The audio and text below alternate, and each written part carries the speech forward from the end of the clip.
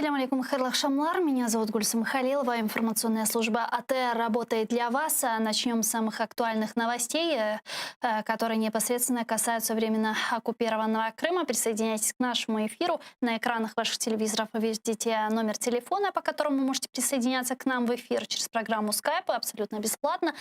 Или через Skype, Viber, плюс 38073 419 41 58. Звоните нам абсолютно бесплатно. Ну а мы переходим к обсуждению новостей. Начнем со следующего информационного сообщения. Соединенные Штаты Америки готовы к сотрудничеству для создания крымской платформы. Об этом стало известно из сообщения Украинского министерства иностранных дел после встречи заместителя министра имени Джипар с временно поверенным в делах США в Украине Кристиной Квін. А вот что говорится в сообщении. Тимчасова повірена у справах США в Україні Крістіна Квін висловила готовність співпрацювати з Україною та наголосила, що позиція США закріплена у декларації щодо Криму, яка була оприлюднена державним секретарем Майком Помпео, залишається твердою та незмінною. Крим є частиною України, і США ніколи не визнають спроби Росії його анексувати. Юлія Тищенко, співзасновниця нацплатформи «Діалог про мир та безпечну реінтеграцію». З нами зараз на прямому зв'язку. Пані Юлія, вітаю вас. Добрый вечер. Добрый вечер. Насколько серьезную роль будет играть Соединенные Штаты Америки в создании и работе крымской платформы? Ну, из этого комментария это как бы пока еще не видно, ну и не очевидно, имею в виду вот комментарий МЗС, но, безусловно, Соединенные Штаты уже еще год назад говорили в Кримській декларації про цю позицію, власне, да, яку ви висвітлили, да, мається на увазі про те, що Крим – це Україна, і можна пригадати там фактично урочисте вручення тексту Кримської декларації, яка тоді була прийнята і передана. Яку роль? Значною мірою ця роль буде залежати і від того, що запропонує Україна, да, тобто в тому числі, да, тобто і від тих форматів співпраці, змісту Кримської платформи, тих учасників, наших партнерів, які приєднуються до цієї роботи в рамках Кримської платформи, до різних якби ступенів залучення до роботи Кримської платформи і представників урядів, і представників експертного середовища різних країн, ну і України, зокрема. Ну і головна якби мета цієї платформи – це дійсно питання українського Криму, це питання деокупації і реінтеграції Кримського півострова. Как вы считаете, в каком формате эта платформа может быть эффективной? Потому что мы понимаем, что Российская Федерация с большой вероятностью откажется участвовать и обсуждать вопрос Крыма на международной платформе. Ну, со стороны Российской Федерации, да, тут нет же секрета, да, она проводит вообще такую политику там, демонстрации всем в Крыму и в России, да, политику признания Крыма, да, якобы это вот практически решенный вопрос, еще чуть-чуть, там тот какой-то депутат пророссийский приехал, этот российский там приехал, и это все подается там крымских российских СМИ как этапы большого как бы пути, да, на тему признания так называемого признания российского статуса Крыма. Плюс еще, ну, по большому счету, Российская Федерация использует действительно любые международные площадки. Вот сейчас мы это видим, да, в ситуации с водой, да, в частности, туда, куда обращаются там разные так называемые, по сути, крымские самопровозглашенные политики, и позиционируют это так, что вот с ними, значит, именно ведут такой глубокий диалог, да, по поводу этих вопросов. То есть понятно, что тут позиция России неизменна, но усилия этой крымской платформы, они как раз и направлены на то, чтобы эта ситуация, как это, ну, не странно сейчас звучит, но тем не менее, чтобы она изменилась. То есть это консолидированное усиление политического, дипломатического и экономического, в том числе давления на Российскую Федерацию для решения крымской проблемы. Вы затронули тему воды в оккупированном Крыму. Я бы хотела продолжить и обсудить подробнее. Ситуация там с наполнением водохранилища действительно продолжает оставаться критичной.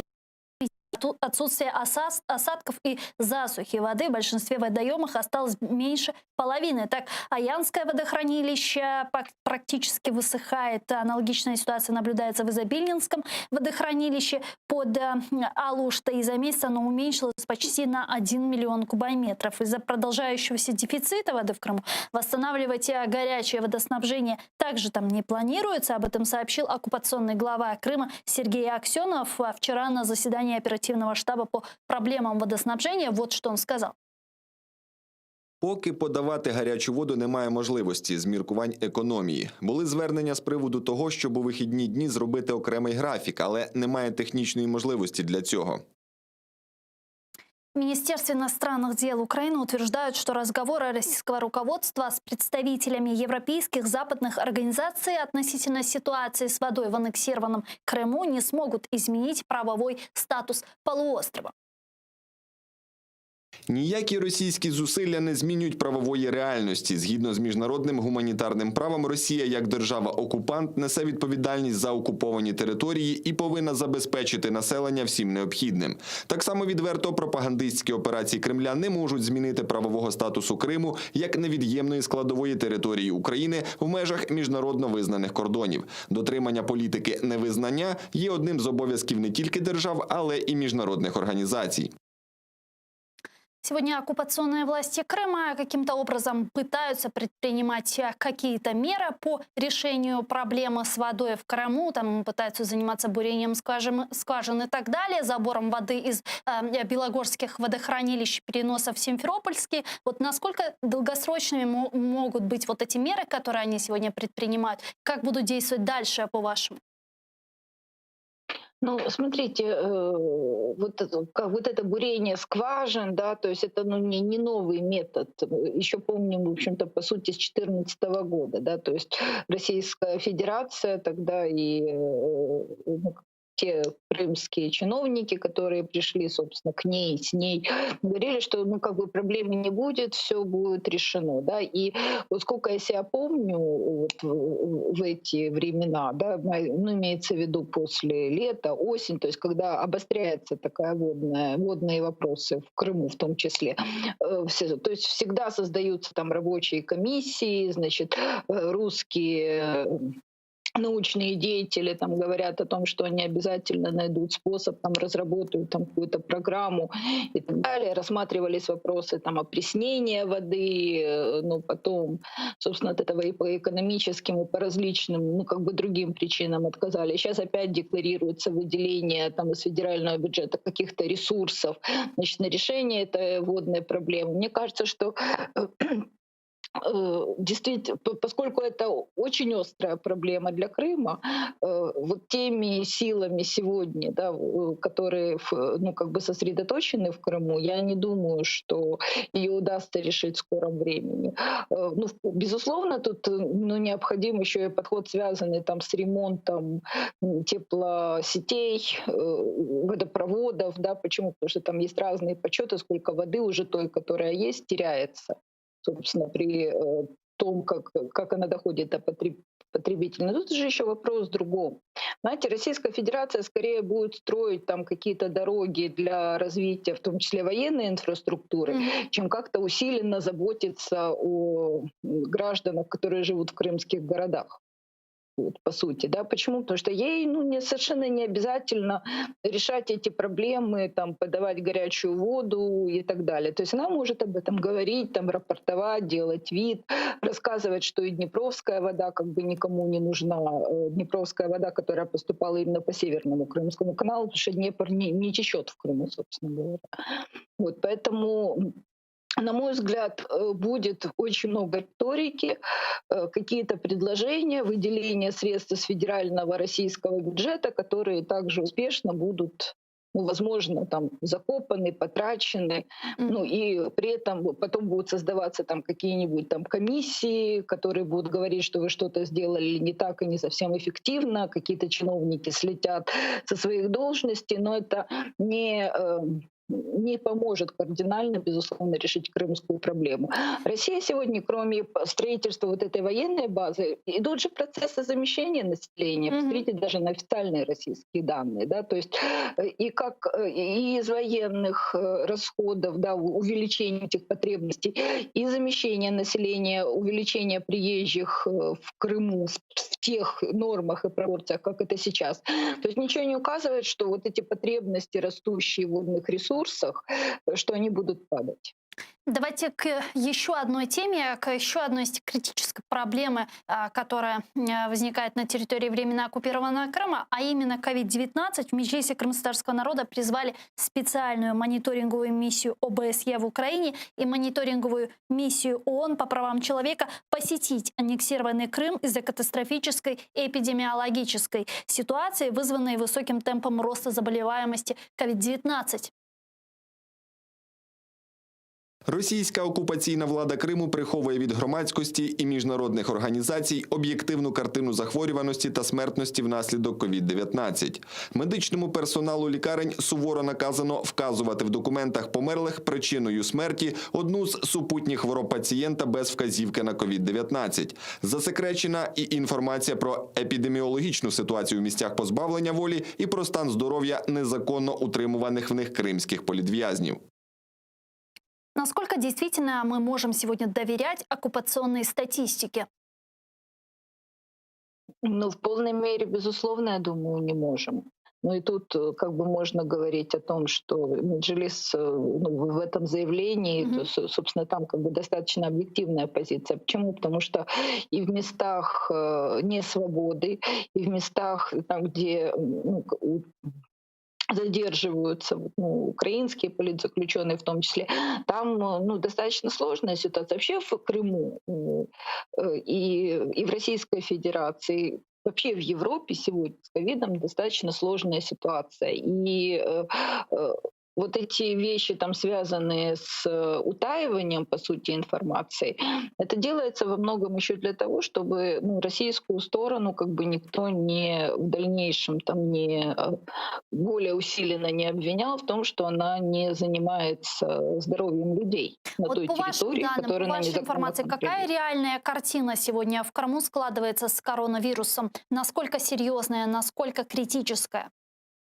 Но по моей информации, я, безусловно, не знаю всех данных, которые есть, но по моей информации, та медицинская помощь в том объеме, который оказывается, ее, конечно, недостаточно. Да? То есть есть прецеденты, когда люди, которые имеют показания госпитализации, лечатся дома, есть прецеденты нехватки лекарств, собственно, для их лечения, недостаток врачей, недостаток инфраструктуры, и тоже ничего не указывает на то, вот мы вступаем сейчас в сложные месяцы зимы, поздней осени, такое как бы игнорирование там или отсутствие надлежащих карантинных норм, то есть что ситуация будет улучшаться, пока нет предела, как бы нет условий для оптимизма во многом. Вот поэтому, безусловно, такие заявления и внимание к тому, что происходит сегодня в Крыму, а если еще учесть, что Крым практически лишен доступа международных миссий, да, каких-то дополнительных возможностей там, получения гуманитарной помощи, то надо быть действительно очень ответственным и осторожным к своему здоровью. Давайте перейдем к следующей теме, к местным выборам в Украине. Подключим к нашей беседе народного депутата Украины фракция «Голос» Соломію Бобровську, которая с нами сейчас на прямой связи. Пані Соломія, вітаю вас. Добрий вечір. Вітання. Добрий вечір. Вітання пані Юлі. Рада бачити теж в студії. Навзаєм. Точной даты проведения второго тура на местных выборах пока нет. В различных регионах второй тур может пройти в разные даты. Об этом на брифинге сообщила координатор гражданской сети «Опора» Ольга Айвазовская. Давайте вместе ее послушаем. Законодавство визначає, що результати встановлюються не пізніше, ніж на 12-й день після дня голосування. А повторне голосування організовується протягом 3 тижнів. Тому точної дати другого туру повторного голосування немає. Пани Соломия, начнем с вас. Как вам результаты выборов? Насколько для вас они были ожидаемы? Багато регіонів показали неочікуваний результат, і прокоментую чому. По-перше, на жаль, хочу все ж таки констатувати, що, напевно, жителі південних і східних областей це якийсь такий стокгольмський синдром, коли люди обирають далі і підтримують людей, які все ж таки приводили війну в їхній області. І для мене, безперечно, дуже болючий результат не лише перемоги ОПЗЖ, а на Сході і Півдні, що, в принципі, було очікувано. І, насправді, це ще і показник того, як державницькі проукраїнські партії не працюють з людьми системно і правильно на місцях. Але, безперечно, ударом було очікувана, прогнозована соціологія все ж таки заходу партії Шарія, як мінімум 4 міських ради, зокрема в Одеську, Миколаївську, в Харківську, і, якщо не помиляюсь, або Криворізьку чи Запорізьку, теж де партія Шарія зайшла.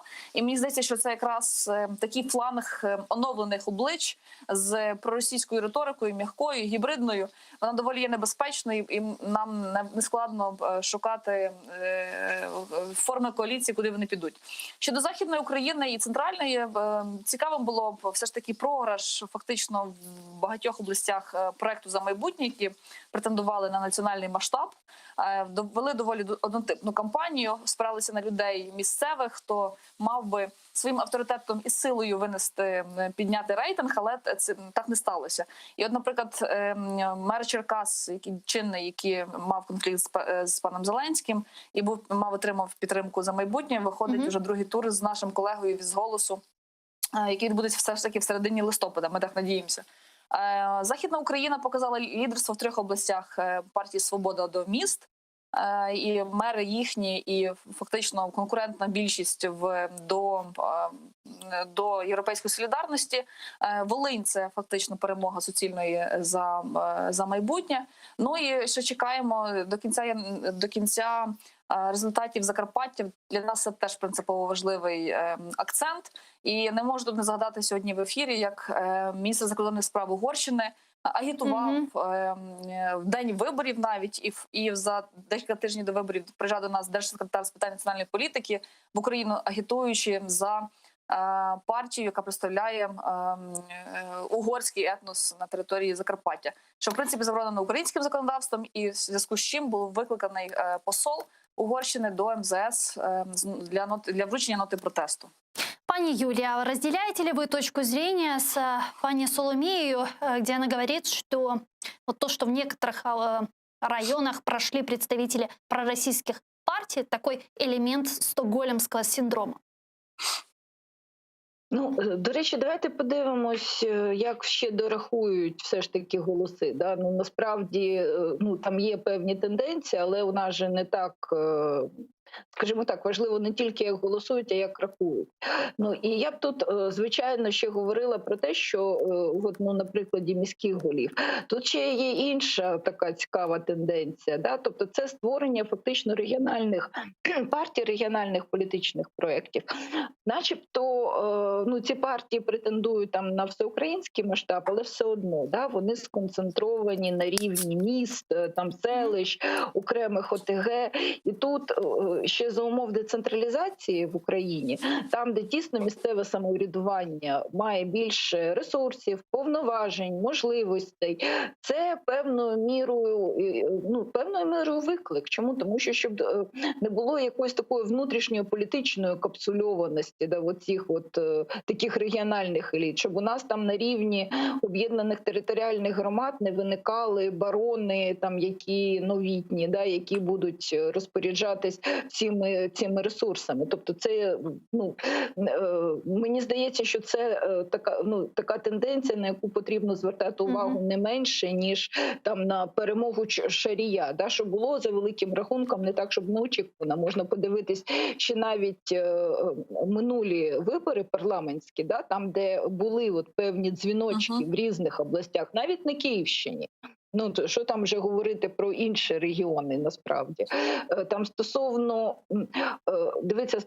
там перемоги АПЗЖ і Я б не сказала, що вона там була супертотальною. І питання, от серйозно, да? Чому? Тому що питання місцевих виборів – це питання партій і того, як вони можуть залучити до себе людей, які значною мірою там можуть користуватися якимось місцевим авторитетом. Да? Дуже дякую вам, пані Юлія. Дуже дякую. Юлія Тищенко, співзасновниця нацплатформи «Діалог про мир та безпечну реінтеграцію», була з нами на прямому зв'язку. Пані Соломія, я вам предлагаю перейти к следующей не менее важной теме, к Донбассу. Вот были последние заявления Алексея Резникова, вице-премьер-министра и министра по вопросам реинтеграции временно оккупированных территорий. Он сказал, что срок в 1 год для завершения войны на Донбассе, который озвучил президент Владимир Зеленский, следует понимать как срок, отведенный на то, чтобы попытаться реализовать тот сценарий, который был прописан в Минских соглашениях. Вот что он сказал. Подробнее давайте вместе послушаем. Він сказав, що він бере собі рік і йти за сценарієм, який був написаний до нього. За сценарієм, який був написаний у 2014 році, мається на увазі Мінські угоди, так як вони написані. Так. Він це, по суті, сказав 9 грудня, як я це сприймаю, в Парижі. Тому от 9 грудня мине цей рік, і, відповідно, президент буде приймати рішення. Війна в цьому році не буде завершена, тому що дуже багато часу треба на вивід іноземних військ Російської Федерації. 9 декабря истекает срок, исполняется год. Какие решения будет в дальнейшем принимать президент Владимир Зеленский? Вот ваше мнение. Ну, ви знаєте, гарне дуже питання, і вже мені, чесно кажучи, не терпиться вже повернутися в сесійну залу до роботи і бачити там уряд щоп'ятниці на, як мінімум, на таку годину запитань для уряду, яка мала би бути публічна. Але, судячи з того, як збирали, наприклад, саме цієї осені міжфракційне об'єднання «Шлях додому», мені здається, що це мали бути якісь кроки уже сплановані, спрогнозовані, які мали бути обговорені.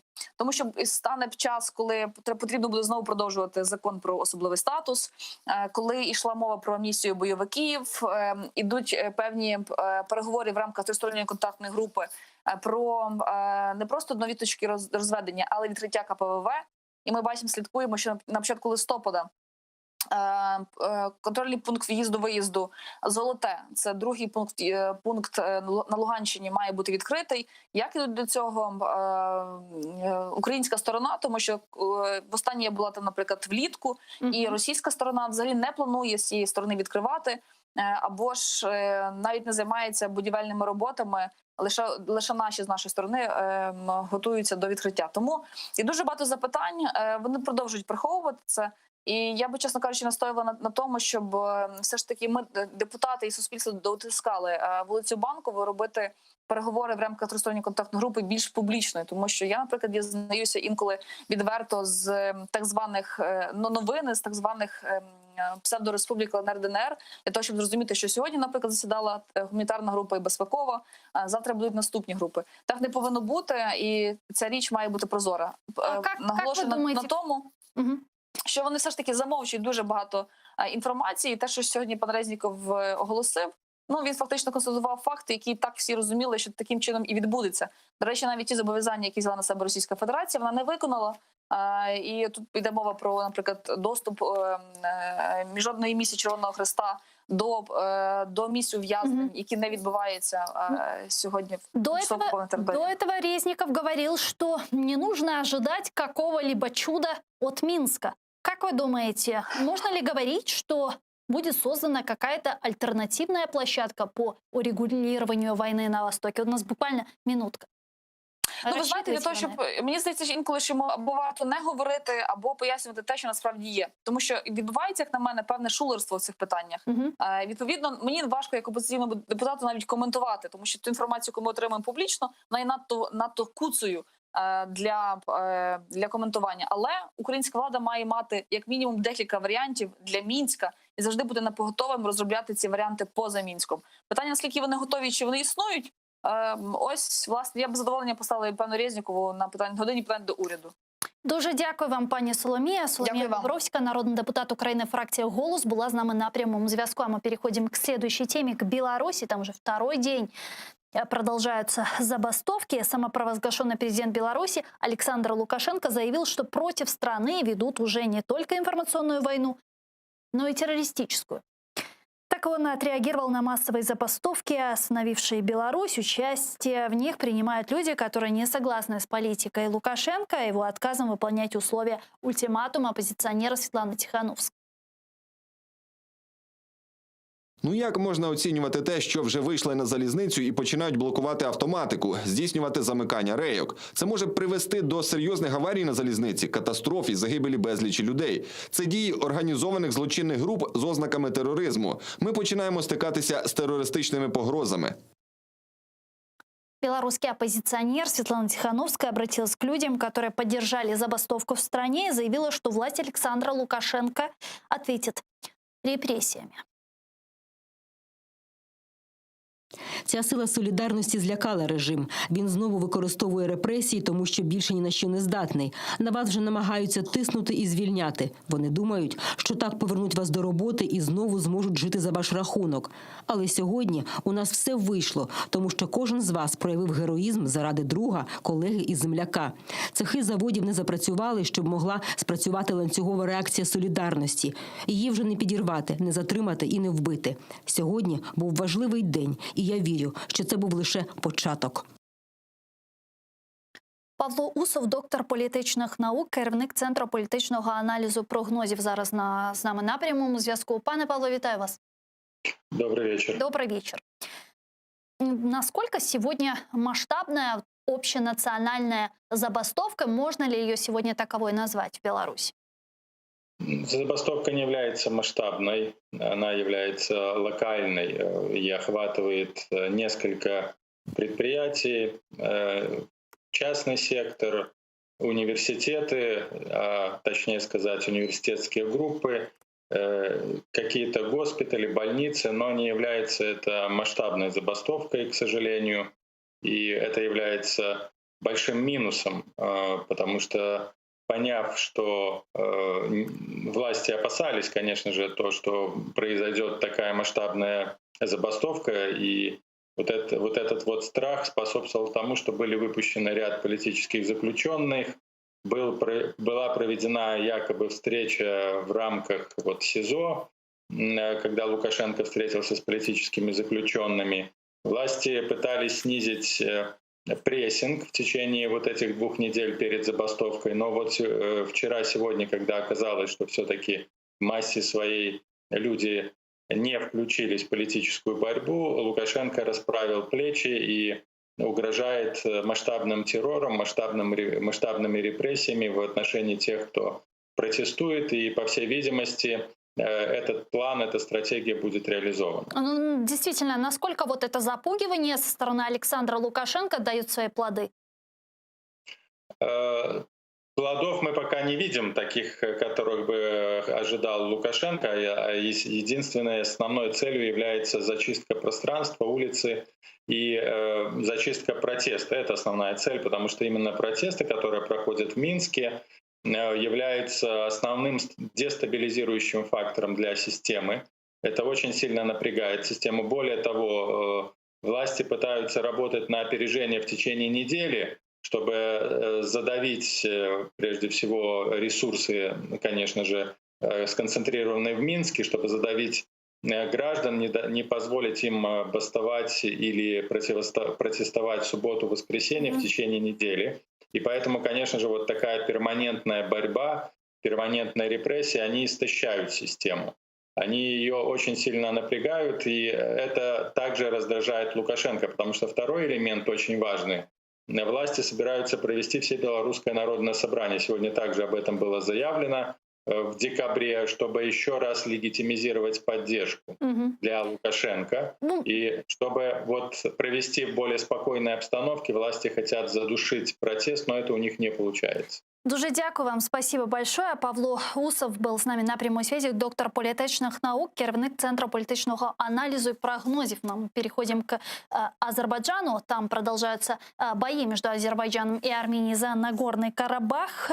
И Министерство обороны Азербайджана заявило об уничтожении армянской дивизии. Тем временем премьер-министр Армении Никол Пашинян заявляет, что усилия Соединенных Штатов Америки по установлению режима перемирия в Нагорном Карабахе потерпели неудачу. Об этом он написал на своей странице Twitter. Давайте его послушаем.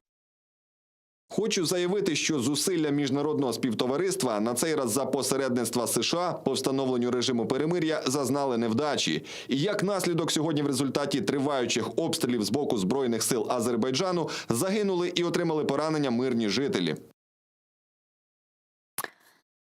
В свою очередь, президент Азербайджана Ильхам Алиев заявил, что турецкие истребители F-16, которые остаются на территории Азербайджана, могут быть использованы в случае внешней агрессии. Мене запитують, що ви робите з турецькими F-16? Я втомився відповідати. Ідіть, у вас є супутник. Хіба ви не бачите, що відбувається? Ідіть і подивіться. F-16 знаходиться в повітрі або на землі. Наші турецькі брати залишили їх, щоб надати нам моральну підтримку. Також, якщо буде агресія ззовні, вони побачать ці F-16. Що ж, на аеродромі залишилося всього 5-6 літаків.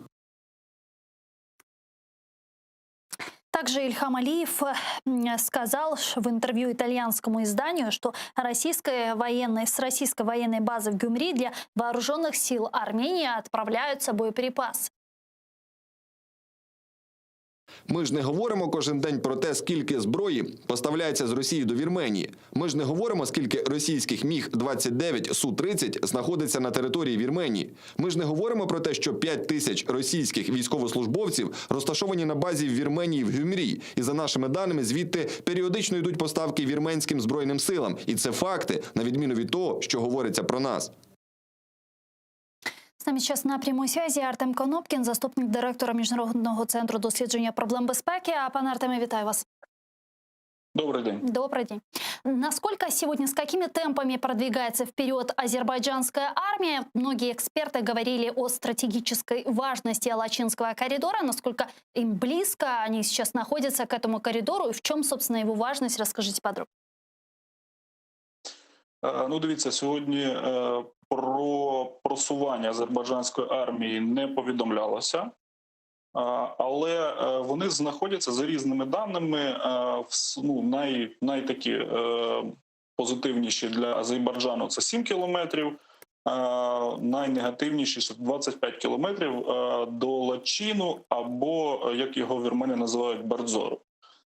Це так званий Лачинський коридор, через який проходить основна траса, яка з'єднує, власне, територію Нагорного Карабаху і Вірменії. Зараз вона вже обстрілюється азербайджанськими військами.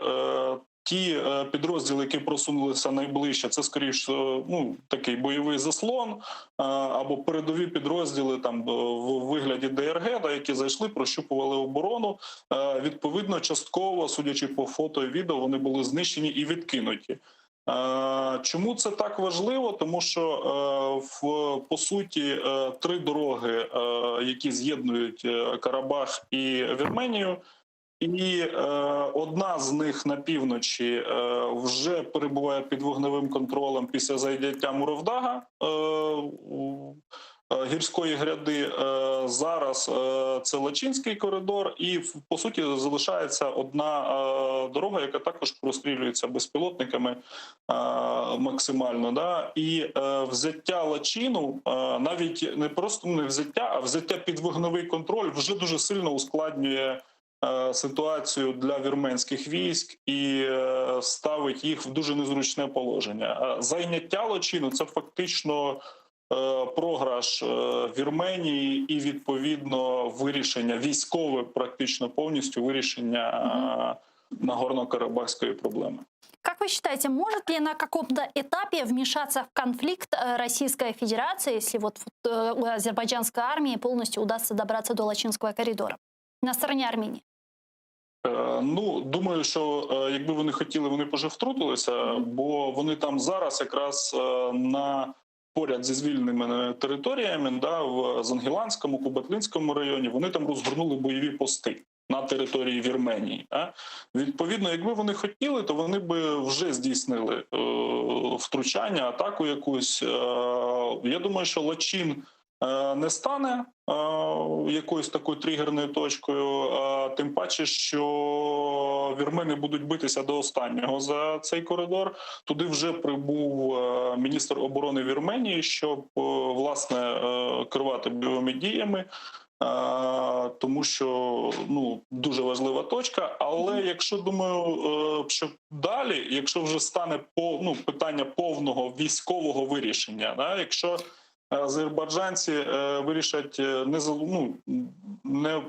не використовувати дипломатію, а вирішувати військовим шляхом, то напевно втручання Росії можливе, але скоріш за все це буде в форматі провокації Вірменії і витягування Азербайджан на атаку. Давайте Азербайджан сейчас подключим к нашей беседе. Резван Гусейнов, директор Центру истории Кавказу, к нам присоединяется. Резван Бей, салям алейкум. Валейкум салам, Гульсум ханум. Мерабанс. Рад вас слышать, и гости тоже Артема. Резван Бей, какие у вас последние новости? С какой интенсивностью сегодня идут бои в Нагорном Карабахе? Ну, к сожалению, опять третий раз никакого гуманитарного перемирия не получилось. Для этого есть серьезные причины с армянской стороны, потому что если те сотни и сотни трупов будут доставлены в Армению, то это превратится во внутриполитический кризис. Видимо, по этой причине армянская сторона, то есть власти, пытаются взять какой-то реванш. Ну что сегодня произошло? Сегодня, значит, Артем общую картину дал боевых событий. Я позавчера вернулся с Мурова, то есть это кельбаджарское направление. Именно там сегодня, насколько я знаю, уже произошел некоторый прорыв. Не буду, как говорится, торопиться, забегать вперед. Также есть информация, что армянская сторона вынуждена была закрыть Лачинский коридор, то есть въезд со стороны Армении, со стороны Гориса, который является опорным пунктом на территории Армении, откуда наносятся все удары, техника доставляется, да, в Лачинский коридор. Вот этот Горис, и то есть граница между Арменией и там, где проходит Лачинский коридор, она закрыта, поскольку азербайджанская сторона с двух уже сторон фактически обстреливает этот коридор, держит его под контролем. Есть еще информация, что была предотвращена попытка контрнаступления в Хонджавенском, Мартунинском направлении. Также вы знаете, наверное, в этом направлении ликвидирован министр обороны Нагорного Карабаха Джалал Арутюнян. Ну, армянская сторона говорит, что он вынужден, выжил в тяжелом положении. Азербайджанская сторона распространила видео с БПЛА с дрона, где четко видно, что командирский УАЗ подбит, горит и все остальные вытекающие обстоятельства. В любом случае, так называемый президент Нагорного Карабаха уже назначил другого человека министром обороны. То есть ситуация такая. Я думаю, что в течение 2 дней, пока так называемое перемирие продолжается, азербайджанская сторона не будет давать никакой конкретной информации о событиях на поле боя. Резван Бей, вот недавно мы слушали обращение президента Азербайджана Ильхама Алиева. Он также обратился к людям, к азербайджанцам, которые когда-то проживали на ныне уже деоккупированных территориях Нагорного Карабаха. И мы понимаем, что вот эти люди, которые 30 лет ждали и терпели, что придет время и будут освобождены эти территории, они будут просить от Ильхама Алиева, чтобы тот пошел дальше и деоккупировал свои территории. Готов ли сегодня сам Ильхам Алиев и руководство Азербайджана дойти до конца? Вы, наверное, слушали вчерашнее обращение Ильхама Алиева. Да, у нас буквально минутка. Да, это было очень жесткое заявление, где, по-моему, все акценты расставлены. Показана роль России, показана роль других акторов, которые только усугубляют для армянского народа ситуацию. Азербайджан готов. То есть мотивация, я езжу по регионам, я вижу, что назад дороги нету. То есть остановить все это на данном этапе нереально.